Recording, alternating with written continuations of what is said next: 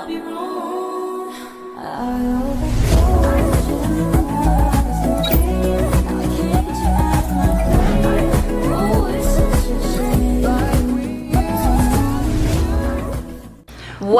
back to season 4. Hello, welcome back to Colorful Voices of Sisterhood. I am Raquel Painter, one of the co-hosts. I have with me Diana King Bars and the beautiful Agnes here. Welcome back. We're glad for you joining us. Today's topic of the day is domestic violence. As we know, it's affecting so many people in the United States, really across the world. But the numbers are staggering. Guys, I was doing research last night on it just to see where we're at on it. And it is really affects a lot of people. 1 in 4 women, 1 in 7 men. It is just, it's out of control. Not as just really women. Yeah, not as just women. Out of control. But we do got a special guest joining us, the lovely Tracy Miller. She has a great story, but just inspiring. You know, when you hear her story and where she's at now in her life, there's hope for people who are survivors of domestic violence. That's the word survivor. Survivors, that's right. They're survivors, but it's something they live with for the rest of your life. And I'm sure Tracy will touch on that. Absolutely. But welcome, Tracy. You are so beautiful. Thank you for having me, ladies. Definitely an advocate for violence throughout the community. I see you out there talking. The first time I heard you talk was at a candlelight vigil. Yes. Very powerful story. It touched me, and then I was like, I need to have her as a board of director for United Way. So Tracy is in the community. I mean, not only about domestic violence, but other issues you take a stance on. She is a board of directors for United Way here in our community, but so many other things you're involved in. But I'm going to turn it over to you, Tracy, so our audience will get to know you and your story. So I'll let you take it away. Okay. Well, first I want to say thank you. I'm honored to be here with all of you beautiful ladies, Diana, Agnes, Raquel. This is wonderful.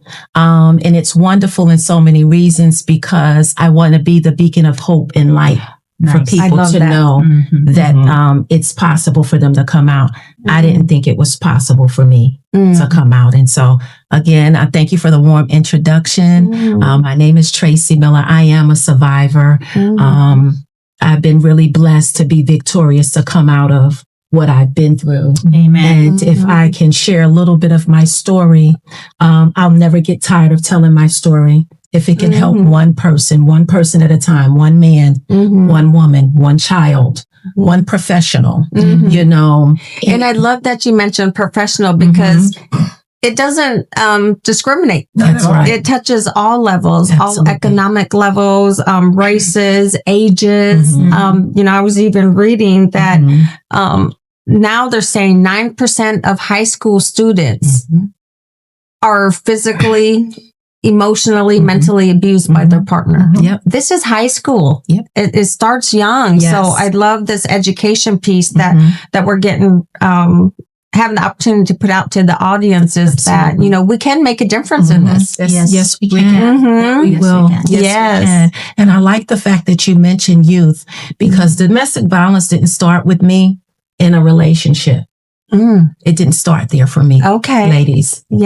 Audience. It started in my home as a child. You know, the door is open somewhere and I won't go into all the details, you know, but I do want to get the message out that we have to pay attention to our children. We must pay attention to who we allow in our homes. That's right. Who we trust, who we are connected with. And so mine started with sexual assault in my house. So I was sort of like trafficked in my house. Because the adults in the house didn't believe me. Today, I still live with that. Oh my gosh. And then, you know, to me, I see that, and I read that a lot, how a child, to me, if a child says something like that happened, it happens. Right. You know, they can't lie. Yes. On something like that they wouldn't even know to lie about. That's right. So So it breaks my heart to know that when a child goes to a trusted adult and that adult does not believe them, what does that do to that child? That's right. And you are proof that, you know, how did that affect you as a child to know that they did not believe you? Yep. It affected me in so many ways. It affected me academically because I was a straight A student. And when I went through that series of events, I didn't want to go to school anymore. I didn't know who to trust. I felt shame. I felt embarrassed. I felt like it was my fault because the people that I went to that I thought would protect me and love me the most, they took the side of the one that was doing, committing the acts on me, you know, in my home. And so after that, it led me to look into love in all the wrong places. Oh, okay. Because if the provider, whether it's your mom, your dad, your sister, your brother, or who grandparents, whoever are there, and you look to them for advice, support, love, comfort, protection, and they say, no, it's you. What are you wearing? You know, did you wear something revealing? Are you sashaying around the house? What did you do to cause this? Yes. Are you flirtatious? All of those things. And so then I looked outward. So if I'm not getting what I need in the house, because we are creatures of relationship, we are born to love. Yes. We're born to help one another. All of those things are in all of our DNA, I believe. Yeah. And so when that happens, because we're creatures of love, you're going to look for that love. And sometimes love is not really love when it's coming from the wrong person. That's right. You know, it could be lust. It could be all of these things that we see in society today. And so thus that brought me to looking into other relationships. And then hurting people hurt people. And so when you're reaching out to someone, and if we have a commonality of being hurt and abused, then we collide, and then we are hurters. We can hurt one another because we understand. We think we understand. So you build up a rapport and associate yourself with unhealthy relationships. Yeah. And I know I could definitely relate to that in aspect, just because in Native American culture, the abuse is high, especially among Native women. And it's not from necessarily other natives, but people who are of different races, just because of, I'll go back to colonization, the boarding schools, those traumatic events that are still generational trauma that people go through. That's but right. the domestic violence among especially Native women is 83%. Wow.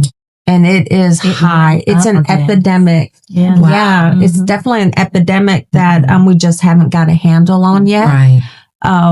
So I definitely feel you on that aspect, because at some point how do you fix that? How do you make sure that next generation doesn't go through that? Right. You know, it's education and it's demonstration of love, real love. Yeah. And talking about it.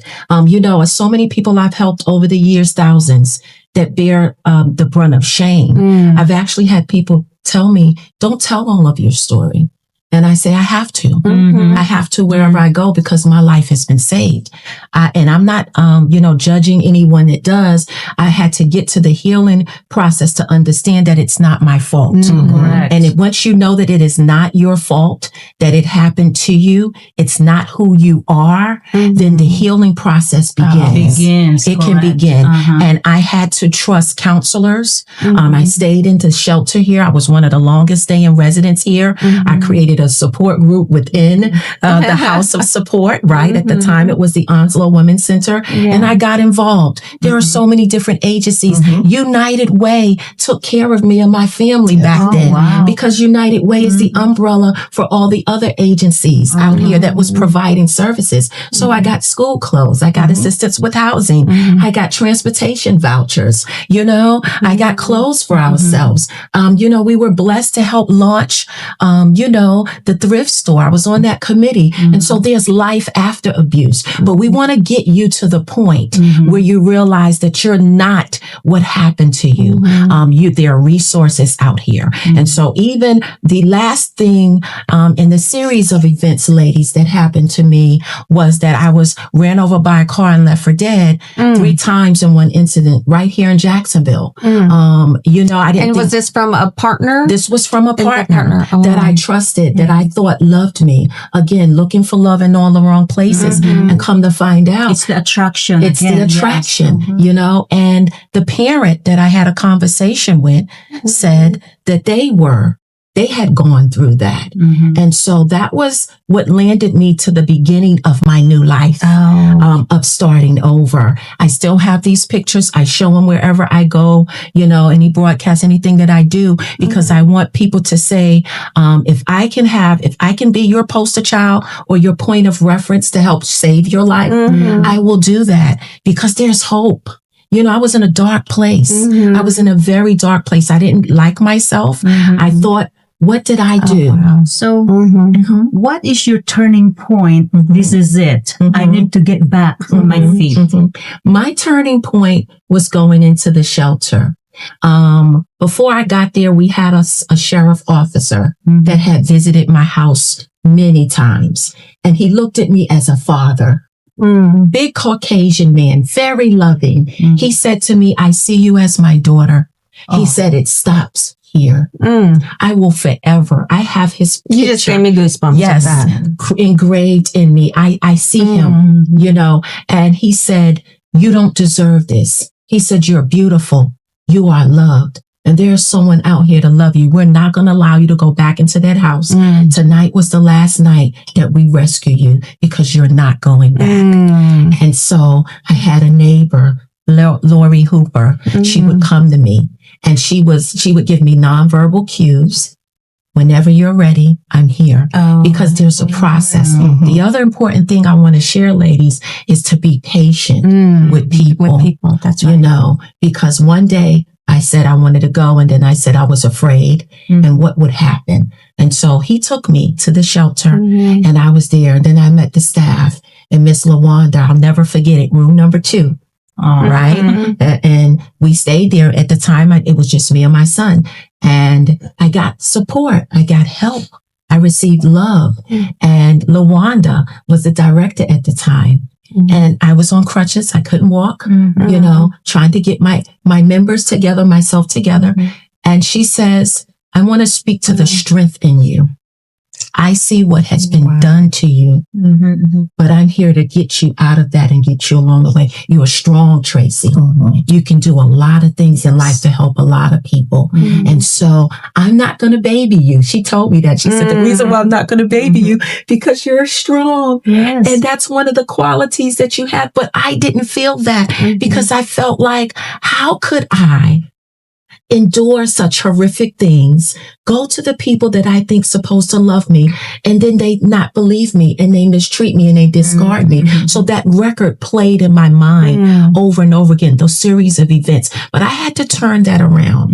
I had to begin to start helping other people right there in the home. So that's where I was cooking, speaking, events like encouragement sessions, empowerment sessions that we had, outings. I had the same car that ran me over. I had that car for a little while, right? Kind of bittersweet.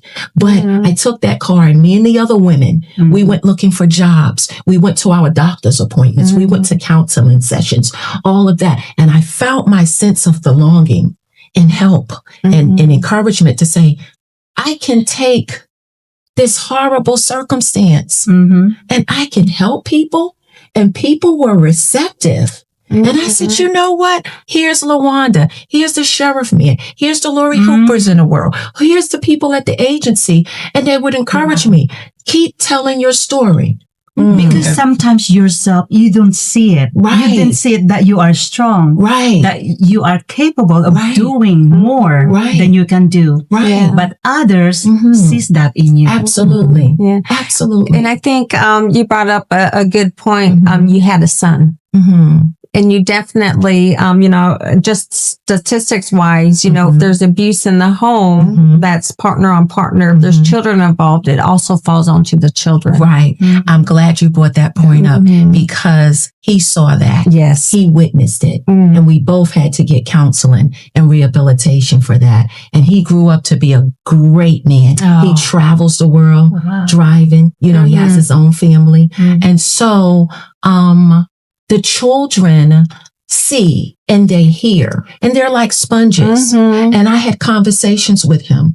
You've seen this, so you know what not to do. That's and right. He also saw that mom took a stance and said, enough is enough. I'm going to take what is offered to me. I'm going to start my life over again. And he watched me go through that process, which is why he's a hard worker today, which is why he remembers. And now for him and others to see, going from a lady in the South Bronx with nothing, coming to Jacksonville, North Carolina, thinking that, I'm going to live this life of imagination, not knowing what was on the other side because I had connected myself with someone else because of my childhood trauma. Yeah. And so with that being said, pulling the pieces together and saying, you know what, when I would go to my doctor's appointments, there would be people in the waiting room and we just talk. And they'd say, I'm abused. Can you help me? They would call me. I would meet them. We had, names and stuff that we would say. If I say butterfly, then I know you can't talk to me right now. You have to care. And you might not have a lot of resources. You may not have a high education, but what you do have is love. Yes. We have purpose. We matter. We can help one another. And I always tell people, the thing that happened to you is because of what you have in you to help others. Let that be the announcement that you say, you know what, because this happened, I'm going to do X, Y, Z for the better. I'm responsible. We're responsible for the next generation to come. And so if they saw Tracy and, maybe somebody in your family and Diana and your families, that have gone through this, once you see that, you say, you know what, I don't have to accept this. This person may need help, but I can't help them because I won't put myself in danger. And so let's refer people. Let's connect the dots and then be patient with yourself. I had to realize that relationship with another man at a certain area, time in my life wasn't what I needed because I needed to learn who Tracy was. I had to fight and heal through the childhood trauma to feel like every woman is not my enemy. But I thought that. Why? Because the woman I went to that was supposed to protect me didn't. And so that's been a long journey for me. And then even for a relationship, I couldn't do it. So I love where I am now, learning and growing, helping, serving different agencies in the community, showing my wounds. I call them glory scars because when I look down at my foot and I see that scar, it's evident that I healed, that it happened to me.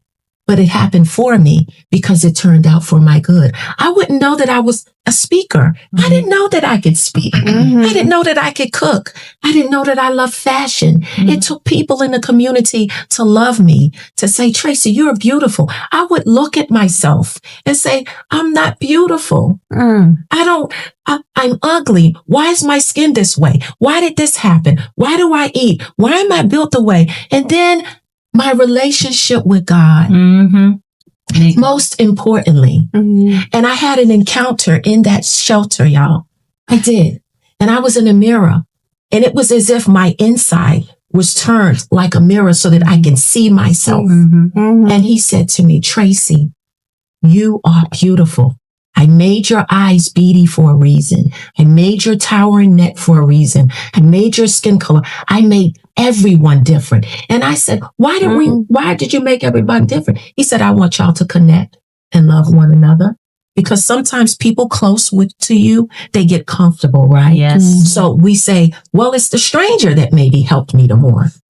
That's God's orchestration for us to build a community globally so that we may not look the same, right? But we're built the same. We all have the same color blood. right? We all want to be loved. We all want to have a successful, prosperous life. We all want loving family members. And guess what? Sometimes that doesn't happen the traditional way. It didn't happen that way for me. So I love the space that I am in now, and that I'm privileged to make it out, to go back and get the others. If it's 1, if it's 10, if I save one person and help them come out of abuse and sexual assault, I'm rewarded that way because I made it. Talk a little bit about your, I know you had to learn how to walk all over again. I want to talk about that. And then your beautiful ashes. Yes. This is powerful. Yes. And so thank you, Diana. Beauty for ashes is because I thought I was an ash. And there's a scripture in my belief, and no slight to anyone else. Whatever you believe in, believe in you, most important, right? And so it says that when you look at something of an ash, that means that it was not in its former state, that it was broken down to some point, right? So when you look at ashes, you don't know what it was before, but God can take that. My circumstance of domestic violence and sexual assault was an ash that became something beautiful. And so I started meeting in the shelter and then doing conferences every year. And at the time I was military, so I would go to the different states we were stationed in and hold conferences and, training sessions and stuff like that to help women and tell them you could take something beautiful and make it, something that's an ash that might not look bright, that's dark. You might look at yourself and say, what am I going to become? To have that hope, to have that love, to have that encouragement to say, you may be dealing with a situation that's not so good right now, but we can make it something beautiful. Receive the beauty in you that's there. Just because someone else didn't value you, just because someone else don't see your beauty, you've got to get to the point where you can see you're beautiful. You're beautiful. So let me help you. Let me show you my scars. Let me show you my before. Let me show you my after. And I want you to know we're on this journey together and life is not over for you.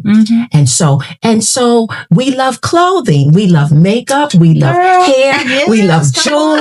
That's Agnes right there. Look at Agnes at the boot. Look at Deanna. Look at Diana. Look at Raquel. We're all beautiful in our own right. And so, but guess what? All of these things that are outer garments doesn't wear us. We wear it. We make it because our souls are beautiful. Right. Our heart is beautiful. Yes, and so when we're dealing with someone, with a broken heart, when we're dealing with someone with suffering, low self-esteem, like I was, I couldn't believe. I said, I don't like my hands. I don't like this. We can look at ourselves. But you know what? We have hearts. We have love and the purpose that we're created to walk out.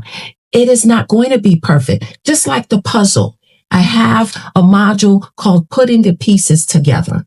And all the pieces are different, but they fit somewhere. And when all the pieces come together, it makes a beautiful picture. Oh, yeah. Right? I love that analogy. Yes. So good. And so that's how that was birthed. And then the poetry in the shelter, they have some of my poems that I wrote in room number 2. Writing is very therapeutic. So if you're out there and you feel like you're not to the point yet where you can tell someone that you're being abused, I want to encourage you to start writing.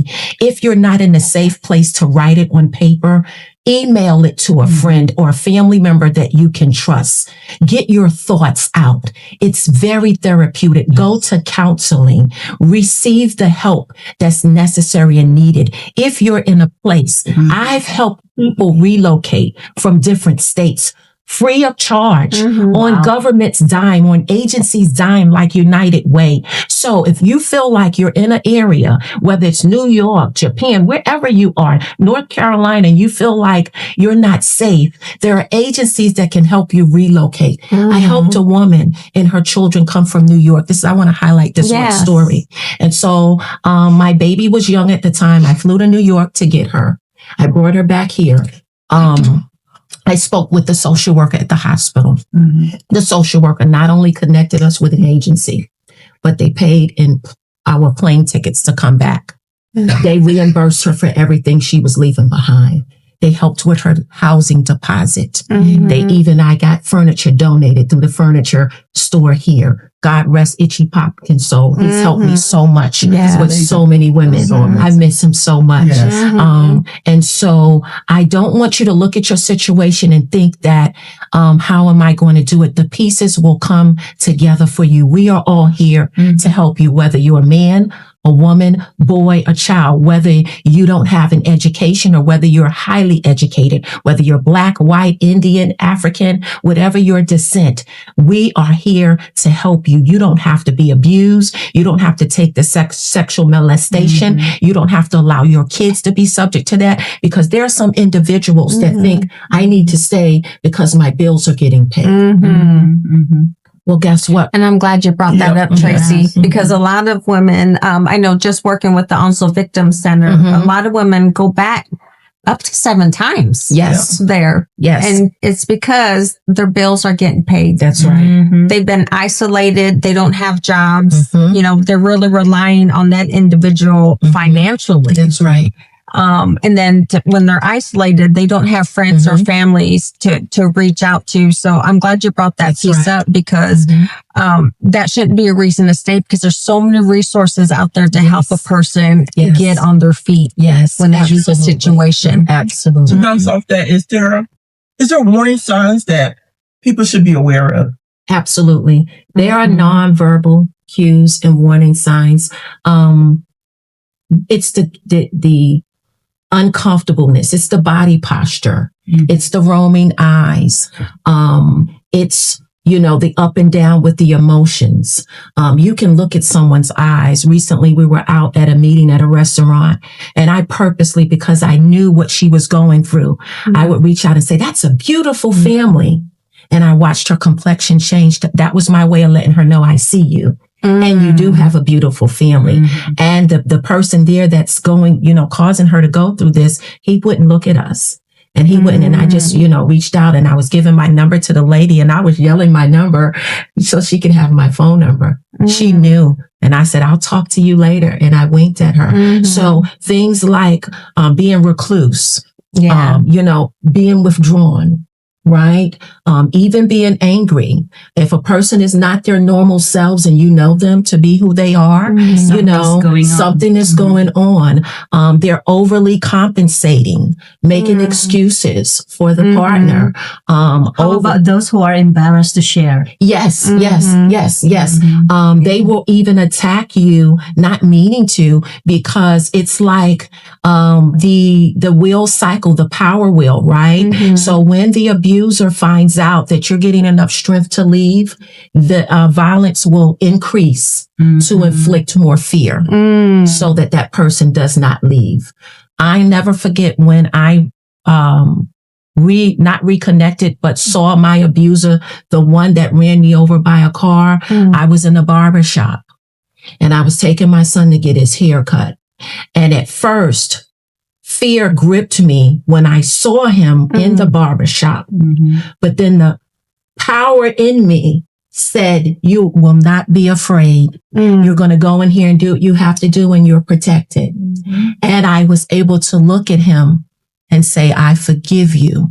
And he ran out of the barbershop. And I found out he was more afraid of me than I was of him, because he knew what he had done. Now, I'm not advising anyone to go and take that approach to put them in harm's way, but I want to share with you that they have issues and they need help too. And you might not be the person to help them, but your first responsibility is for yourself, to help yourself for safety and your children. And so, things like you watch for different bruises. You may see a black eye. You may see scratches. In the summertime, they're wearing long clothing, things that I used to do to hide bruises. If clothing is off, something is wrong. It's 150 degrees outside and you got on a snorkel coat and earmuffs. Something is wrong. Something's wrong. And if you don't see anything, but you have your intuition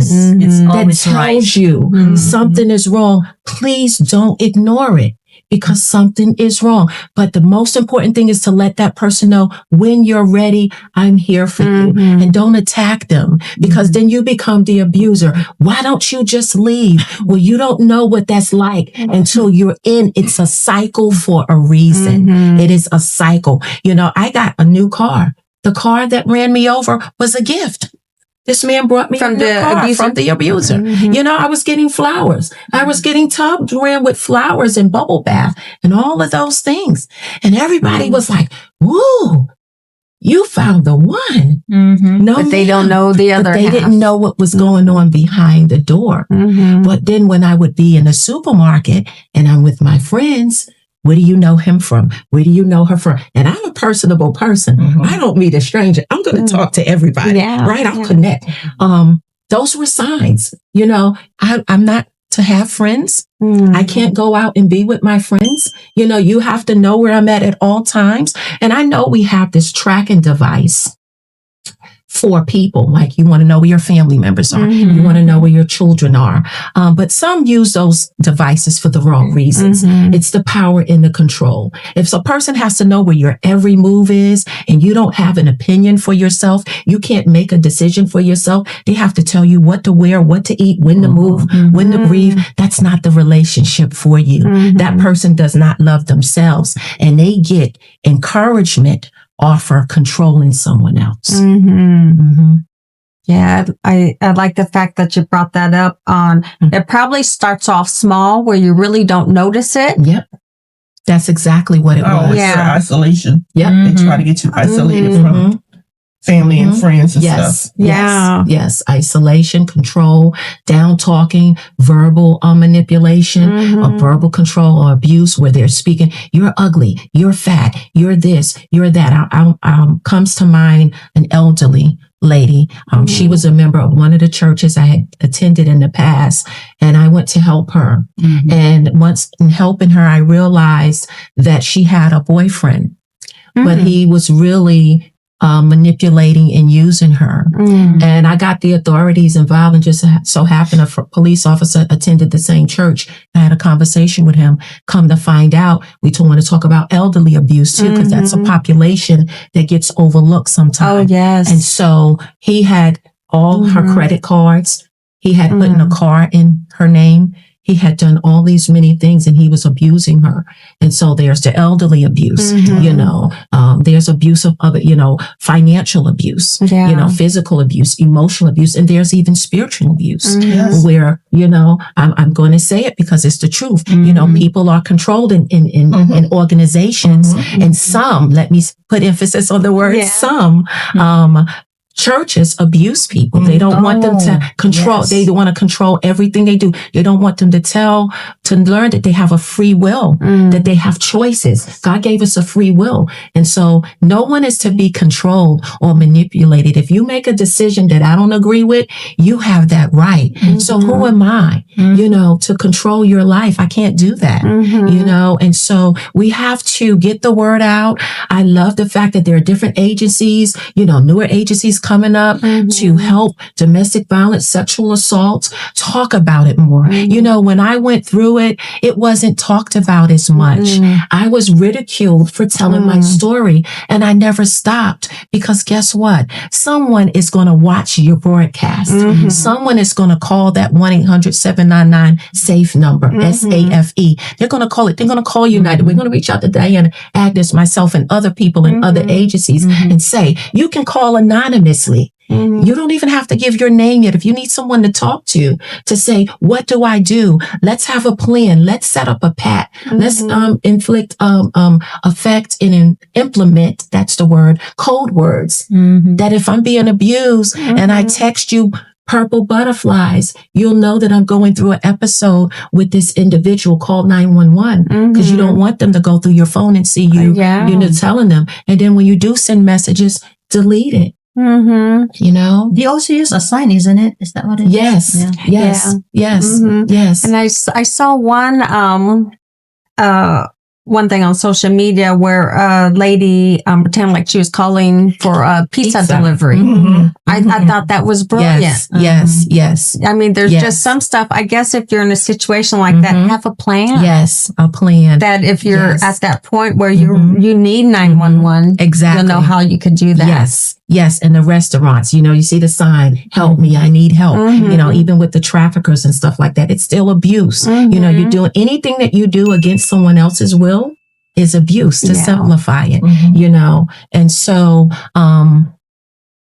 there is more education because there are even grants to help people to go back to school, that have dealt with these things. And so we're more educated now about this epidemic, because that's what it is. It is really epidemic that need to be stopped because it affects society. It affects us as a whole. We as communities, we as individuals, we make up the world. We make up society. And so if we heal, then our world is healed. Our world is a better place. And we learn to love one another for real. Tracy, you have a beautiful daughter as well. Sorry.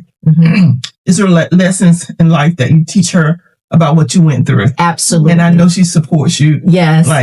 Thank you. She's pretty much everywhere with you. And I love that. Because we have to. We have girls and boys that's going through a lot that we want to be able to say, you need to be aware of this. Absolutely. Thank you for bringing that up.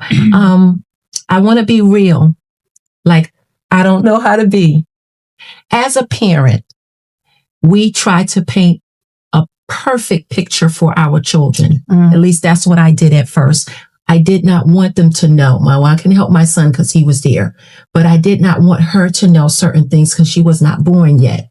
For a while, I kept it from her. But as she began to grow up and get older, I sat her down and I had a conversation, and I pulled up all the pictures because I keep them to show others. And I told her the story, and I said, this is what you look for, even in dating.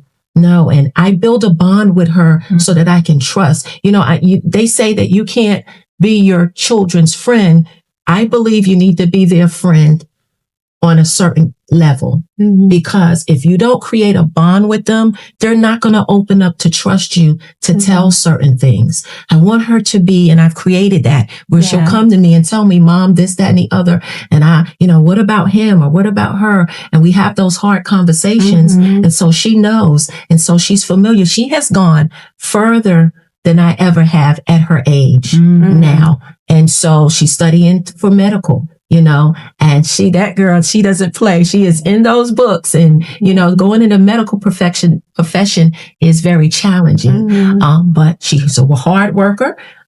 She's in school, and she's pursuing her goals and her dreams. And I support her and encourage her in that. And so, yes. And I love that, Tracy, because right there, you're changing that generational trauma for your children. Absolutely. Just because you're real, you're honest, but you're helping her look for those signs. Absolutely. Where I think all of us, when you're talking about education, even 20, 30 years ago, domestic violence wasn't a topic of discussion. That's right. But now, with the numbers being, 1 in 4 women, that's a lot of women.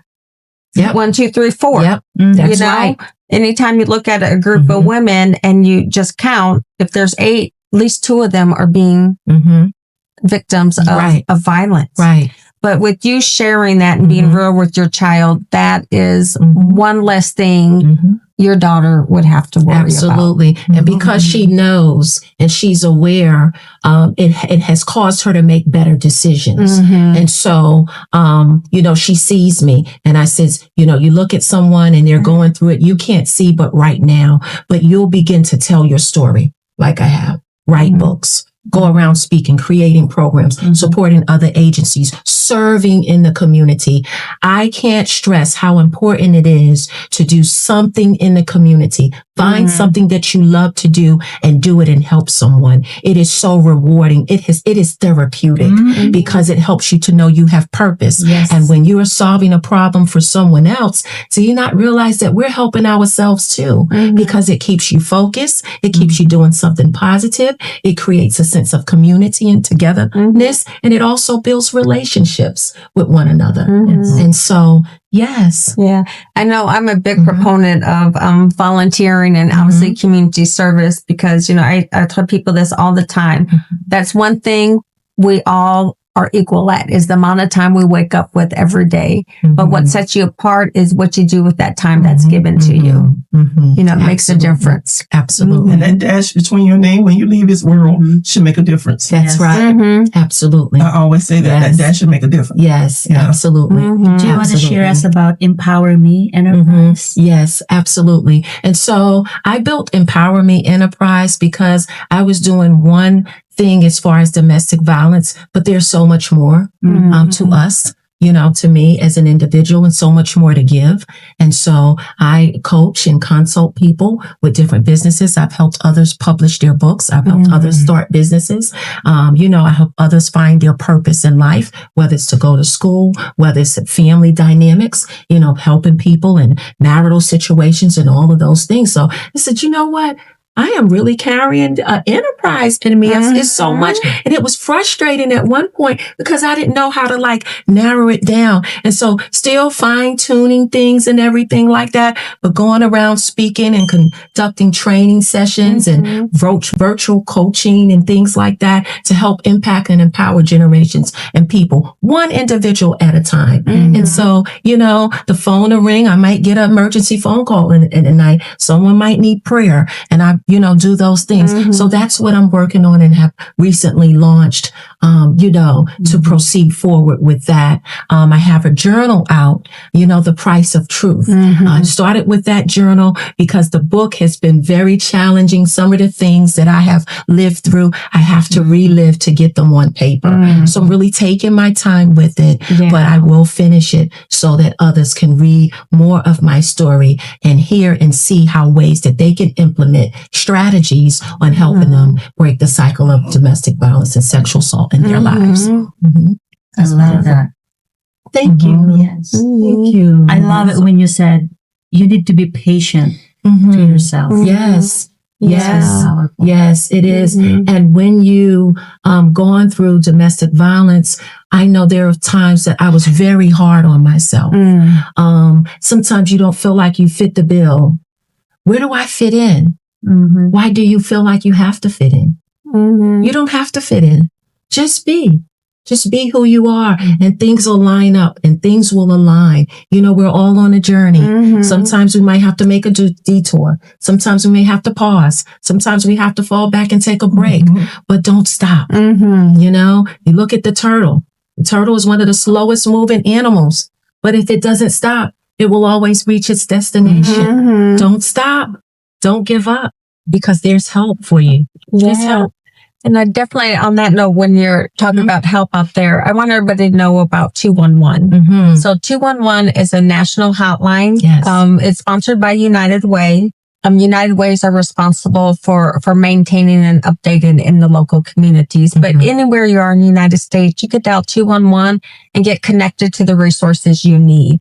Whether it's you need help with a rent, if you need assistance with doctor bills, if you need a shelter to go to, if you need a food pantry, 211 is the number you need. And it's easy to remember. It's 3 numbers that you could call to get those health and human services resources for you to help you make that next step. But obviously, if you are in a dire situation, always call 911. Always call 911 and get the help immediately that you need, especially in a situation where you fear for your life or the life of someone else in the household. I also wanted to add that parents, if your kids come up to you and share things with you, please don't ignore that because it might be something there's something going on. That's right. There. Yeah. So please stay with them. Yes. And give that even just 60 seconds and listen to their stories. That's right. Absolutely. And I definitely want to touch on that too, Agnes, because I think it's important that a lot of times you see a parent taking the side of another adult against a child.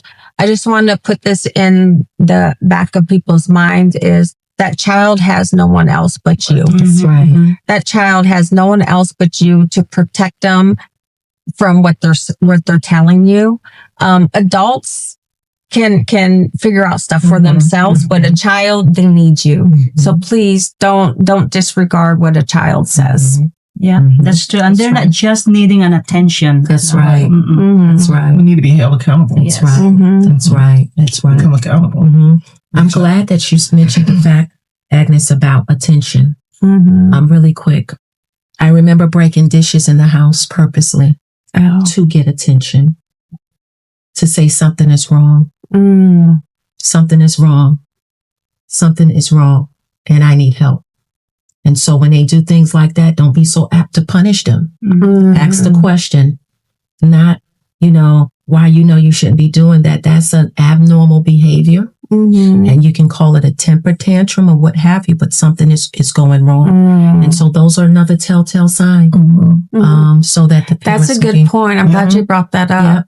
Yeah. So as a child, that's how you did to get your attention. Broke dishes. Wow. Or be rebellious, not do certain things because guess what? If you're not listening to me, why should I listen to you?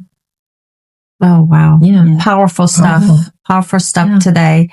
But thank you guys for joining us. Miss Diana, do you want to close us out? Well, Tracy, we'll say thank you again to a survivor. Yes. Thank you. To a powerful woman. So we'll see you guys in 2 weeks. Don't forget to like and share at all time and be attention to what's going around in your surroundings. That's right. At all time. We need each other. Yes. Thank you. We'll see you guys later.